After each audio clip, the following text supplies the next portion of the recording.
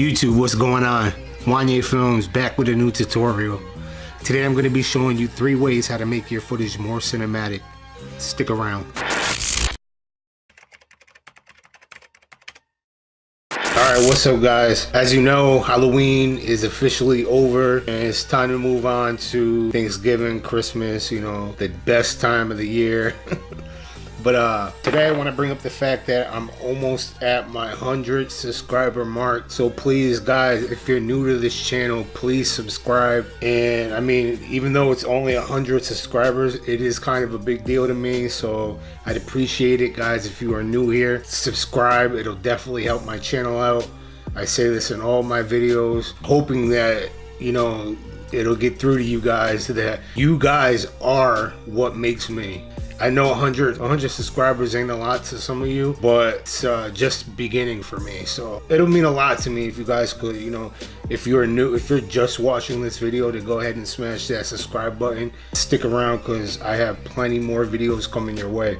But today I want to talk about something that doesn't come up often. I see videos here and there on it, but there could be a lot more out there. So I want to add to whatever's out there already. And that is to show you guys how to make your videos more cinematic. This is all a creative process. It's all up to you. It's just, these are my opinions. These are what works for me. Whatever works for me may not work for you. So I'm just throwing it out there, and if you want to roll with it, roll with it. If not, I mean, I have plenty more other videos to come, so like I said, stick around. I guess I'll just jump right into it. The first thing that you guys might want to do differently, if you're not doing it already, is color grading. That is a big step to making your footage more cinematic. Your color grade will either make or break your video, so that's one thing. A lot of people out there don't really know how to color grade, don't even know what it is. I'm hoping this will give you a little better insight on what to do and how to do it. If you've never heard of it before, I'll explain a little more about it. Most YouTubers that are just starting out will just edit their video and throw it on YouTube and just call it a day, but there's a lot more to it. I'm hoping that this could get through to you guys a little better. You never know, it might help your footage out in the future. Color grading, what I usually do is I apply a LUT before anything. Some people like to color correct before they color grade. Me personally, I tend to color grade then color correct. I mean, it's all a choice. It's up to you how you want to do it. I know a lot of people will color correct first,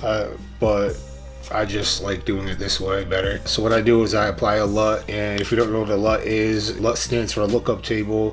Look at it this way. It's basically like when you're in Lightroom and you add a preset to your photos. It's that, but doing it to your video in Premiere Pro.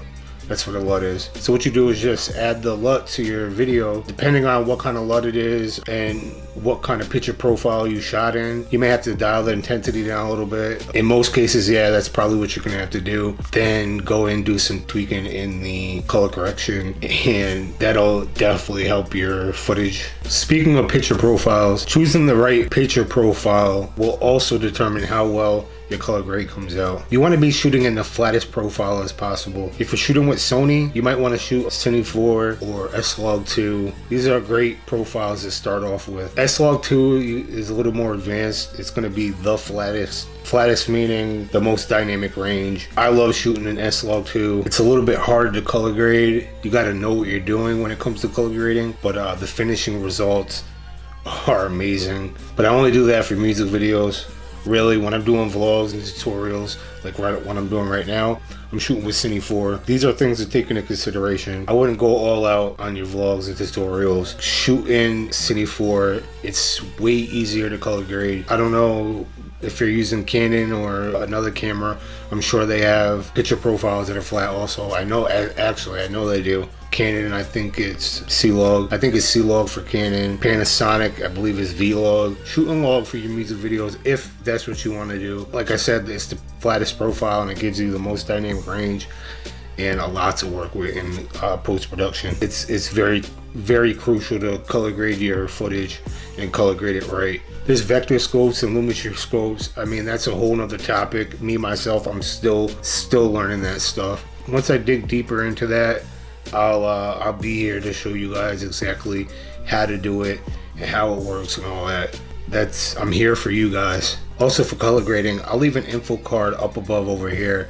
It's just a quick tutorial that I did a while back, just showing how to apply a LUT to your footage and just some basic tweakings and basic correction. Like I said, it's very quick and simple. All right, the second thing you want to do is you're going to want to get a stabilizer. If your clips are shaky, then your footage is going to look very amateurish. You just don't want that for your videos. You don't want that for your viewers. You know, going handheld is okay for certain things, but I suggest getting a stabilizer. Stabilizers come in clutch to the fullest. They are definitely at the top of the list when it comes to getting cinematic footage. You don't want shaky. Look at it this way. When you watch a movie, if it's not an action movie, most likely you're not going to see any shake in the footage. It's going to be all stable, right? Yeah. That's the cinematic look you want. I mean, like I said, there's times where going handheld is good. For instance, for music videos, for some like hype music videos and people are getting, you don't want stable shots if people are getting all hype in the video. Not really. You want some shake in there, you know? Other than that, that's the only time you want to go handheld. Just get a stabilizer. It'll definitely help you out and make your footage look 100 times better. Again, I'll leave an info card right up here if you are interested in looking at a tutorial that I put together covering stabilizers. After this video, go ahead and scroll back and click that info card and check it out, because it could save you a lot of time if you're a beginner. All right, so the last thing you want to consider is shooting a lot of slow motion for your videos. I'm not going to go too far into detail on this one, because again, I covered that in a tutorial in the past. If you want to check that out, here it is right here. Check it out.